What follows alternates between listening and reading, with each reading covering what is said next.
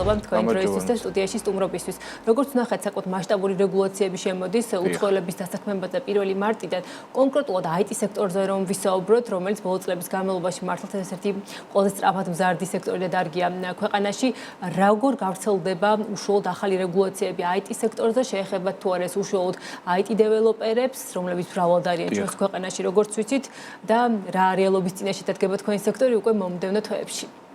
დასაქმებასთან დაკავშირებით ზოგად კონტექსტს უნდა შევხედოთ პირველ რიგში და შემდეგ გამოვიდეთ იქიდან რა გავლენას მოახდენს ეს ყველაფერი. მაგალითად, Sky High-ის შემთხვევაში, როდესაც ეს ბუმი დაიწყო 2022 წელს, ჩვენ მოგვიწია, ანუ იძულებული ვიყავით, რომ გაგვეკეთებინა გარკვეული ინვესტირება და შეგვექმნა სპეციალური დასაქმების და IT განათლების პლატფორმა, რომლითაც ჩვენ მოვახერხებდით თანამშრომლებით უზრუნველყოფას კომპანიის გრძელვადიან პერსპექტივაში. ეს კომპანიისგან ითხოვდა დიდ დანახარჯებს, ინვესტიციებს და ასე შემდეგ. მაგრამ ეს არის შემთხვევა, როდესაც ჩვენ ვზრდით ტექნიკური კომპეტენციის მიმართულების ადამიანებს და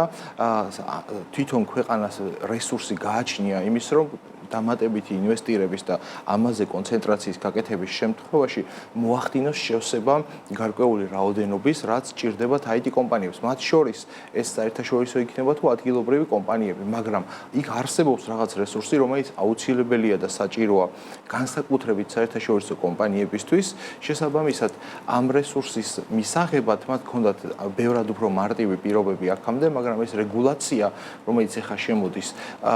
ერთის მხრივ რეგულაცია არც ერთ შემთხვევაში არ არის ბიზნესისთვის კარგი და ჩვენ შევეცადოთ ახლა რომ შევხედოთ ბიზნესის გადმოსახედიდან ამ ყველაფერს, როდესაც ერთი კვირით ადრე ბიზნესი იგებს, რომ ერთი კვირაც არ არის მე მგონი დარჩენილი, იგებს, რომ უცებ შემოდის რეგულაცია, ამ დროს დაგეგმილია კონკრეტული პროექტები, მათ შორის დასაქმების პროექტები და მათ შორის ის დაკვეთები, რომლითაც თქვათ ჩვენ ვამაყობთ რომ საერთაშორისო ბაზარზე ვაწვდით IT სერვისებს და მომსახურების სხვადასხვა მიმართულებას, ამიტომ ეს მნიშვნელოვანი შეფერხება იქნება, მაგრამ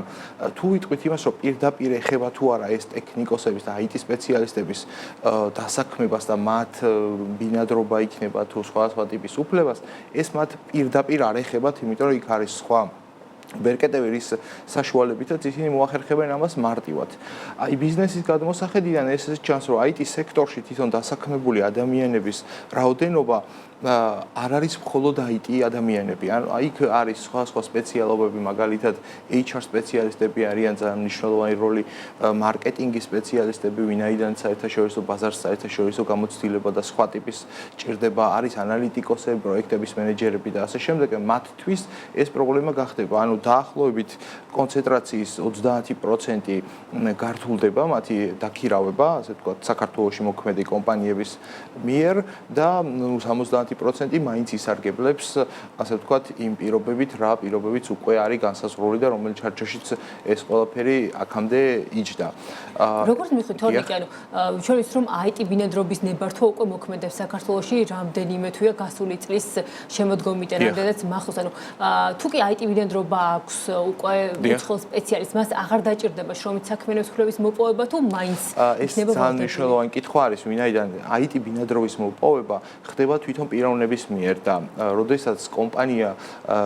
ქირაობს უცხოელ თანამშრომელს, მან თვითონ კომპანია ეხმარება იმაში, რომ კომპანიამ უზრუნველყოს უფლება დროებითი დასაქმების. ამიტომ ეს სხვადასხვა საკითხია და ბინადრობის ნაწილი კომპანიას პირადად არ ეხება, ანუ ბიზნესს იმდენად არ ეხება და ეს უშუალოდ ბიზნესის გადმოსახედიდან დანახული პრობლემა არის, რომ მათ საოპერაციო ნაწილში ჩნდება რაღაც პროცედურული ნაწილი, რეგულაციური ნაწილი, რომელიც უნდა შეთანხმდეს და მე მინდა ერთი ძალიან მნიშვნელოვანი აქცენტი გავაკეთო იმაზე, რომ თვითონ დასაქმების ბაზარზე როგორ მოახდენს ეს გავლენას, იმიტომ რომ ადამიანები, რომლებსაც თითქოს შეიძლება ერთი შეხედვით ჩანდეს, რომ ამან საქართველოს მოქალაქეების დასაქმების მაჩვენებელი გაზარდოს, მაგრამ სინამდვილეში ესე არ არის, ეს პირიქითაც მუშაობს, იმიტომ რომ როდესაც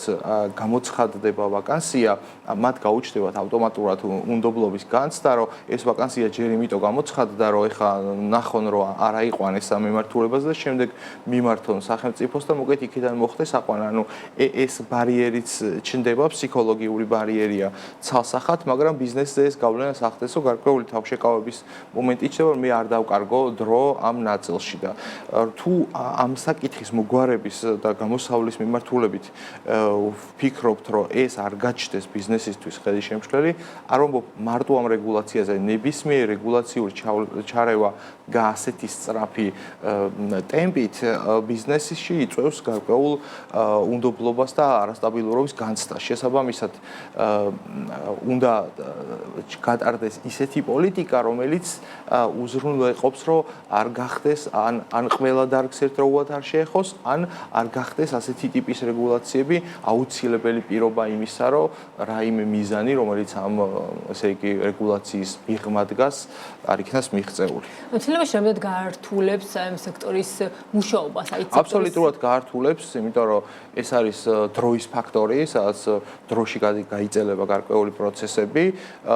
ეს არის ფსიქოლოგიური ფაქტორიც და ეს არის დანახარჯების ნაწილი, იმიტომ რომ როდესაც ბიზნესს აწყობილი აქვს რაღაც სტრატეგია, რომლის მიხედვითაც ის მოქმედებს ბაზარზე, მას აუცილებლად მოუწევს ამ სტრატეგიის გადახედვა რეგულაციიდან გამომდინარე, რომ ერთის მხრივ არ დაარღვიოს რაიმე კანონმდებლობის თვალსაზრისით და მეორეს მხრივ მოერგოს ბიზნესის ამოცანებს, რომ შესაბამისად საქმის კეთებაზე მოახდინოს აქცენტი და ამ პროცედურულ ნაწილს მაქსიმალურად თავი აარიდოს. ამ ფილმებში რაც ახლა ბინადრობის ნებართვას რაც ამოქმედა, რამდენად მარტიან რამე ვთქვათ გამოწვევების სხვა მარაწყლები ან იგივე დეველოპერები ბინადრობის ნებართვის მოპოვების ნაწილში ვიცით რომ რამდენიმე თვისინ ამოქმედა კონკრეტულად IT სექტორისთვის ეს ნებართვა თუ კი ეს დეველოპერები რაღაც კონკრეტულ მოცემულობას და წესებს აკმაყოფილებენ ამ შემთხვევაში. თუ წესრიგშია ასე ვთქვათ დოკუმენტაცია და ამ შემთხვევაში დიდი პრობლემები არ არის, მაგრამ მანდ არის მეორე საკითხი, რომ თუ ბინადრობის უფლებას იღებ 3 წლით, ამ შემთხვევაში დამკვეთი კომპანია, დამქირავებელი კომპანია, მან შეიძლება მიიღოს გადაწყვეტილება, რომ ეს ადამიანი გაათავისუფლოს სამსახურიდან. ეს შეიძლება მოხდეს ერთი დაგეგმილი პროცესი იყოს, რომ აი ცოტა ხანი ვიმუშავებ და მერე ვთქვათ ბინადრობის უფლება მრჩება და მე იმიტომ რომ იმას თუ გაუწყდა შრომითი ხელშეკრულება, ეს ბინადრობაზე არ მოქმედებს, მაგრამ შრომით უფლებაზე პირდაპირ მოქმედებს, ანუ ეს პირდაპირ კომპანიაზეა დამოკიდებული. ამიტომ ეს მომენტი რჩება მაინც რაღაცა იურიდიულ კაზუსად ამ ნაწილში და მაგ დეტალებში არ შევალ, მაგრამ არის გარკვეული გაუგებრობები უკვე დასაქმებული და შემდეგ ასე ვთქვათ შეწყვეტილი კონტრაქტის შემთხვევაში. ამ ცდილებაში ბაზარზე არსებულ სიტუაციაზეც რომ ვისაუბროთ, ჩვენ ვნახეთ რომ გასულ პერიოდშიც მათ შორის ბოლო ხელმისაწვდომი ინფორმაცია არის რომ დაახლოებით 66% იყო შემოსავლები გაზრდილი ამ IT სექტორის საგარეო შემოსავლები, ეს იყო 25 წლის 9 თვის მონაცემებით. როგორი მოლოდინები რა განაპირობებს ზრდას თქვათ ამ სფეროში და ამ ახალმოცვლილებებმა რამენად ზრდის ტემპს თუ შეიძლება ხელი შეუშალოს ეს?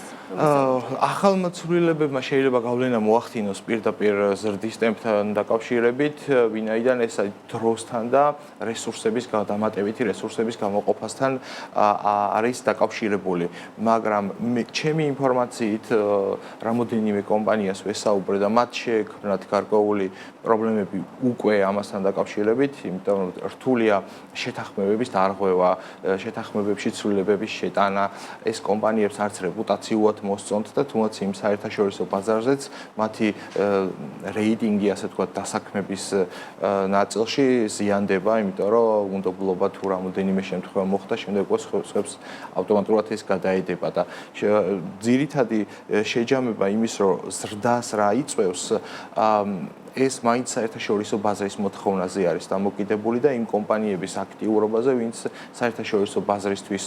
ასრულებენ სერვისებს, ეს დეველოპერული იქნება თუ სხვა ტიპის სერვისები, საერთაშორისო ბაზარზე მოთხოვნა იზრდება და შესაბამისად, თუმცა თუ ვიტყვით, რომ ეხა ის ტემპი, რომელიც არის ვთქვათ 60% და პროცენტებში შევხედავთ, ეს გამოჩნდება ძალიან დიდი, მაგრამ